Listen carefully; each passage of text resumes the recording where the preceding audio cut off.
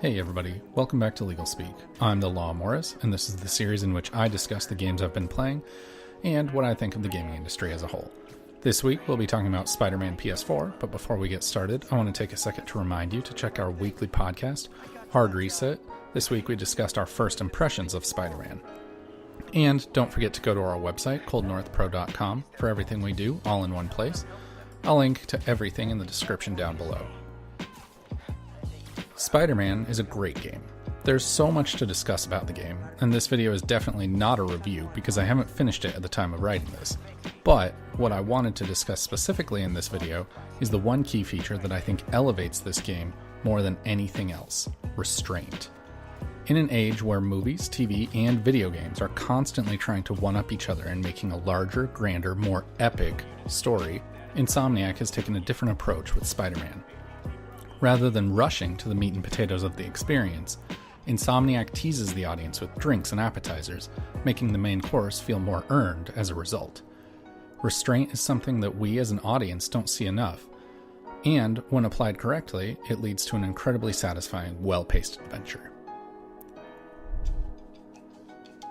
The main story that plays out in Insomniac's Spider-Man unfolds slowly with precision. The developers refused to follow the incredibly generic formula of, here's the hero, here's the villain, they fight, the hero loses, they fight again, the hero overcomes, everyone lives happily ever after, and instead keeps the audience engaged in a unique storyline, constantly wanting to push forward for more. Within the first half hour of the game, it's revealed to the audience that Peter Parker has a close personal and professional relationship with Dr. Octavius. But instead of slapping the arms on his back and calling him the villain 20 minutes later, we see a character arc as he faces all sorts of trouble personally, professionally, and financially.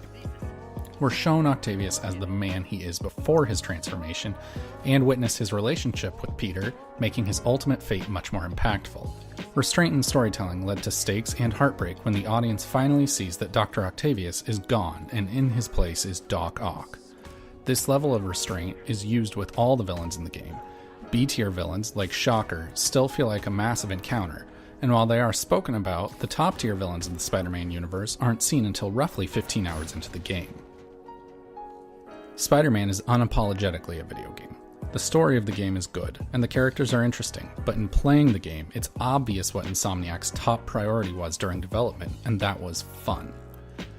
Gameplay is varied, and every aspect of the game is fun. Web-slinging, large open-area combat, indoor, more constrained combat, and stealth sections all have the ability to stand alone as fantastic and are masterfully combined to make a cohesive, all-inclusive experience.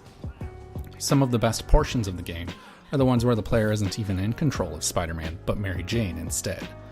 While the Mary Jane sections aren't able to offer as much variety in the gameplay department, they allow for more intense stealth action since Mary Jane has no choice but to remain hidden. These intense, edge-of-your-seat parts of the game not only bring a different type of gameplay to round out the experience, but they also make Mary Jane more than a typical damsel in distress.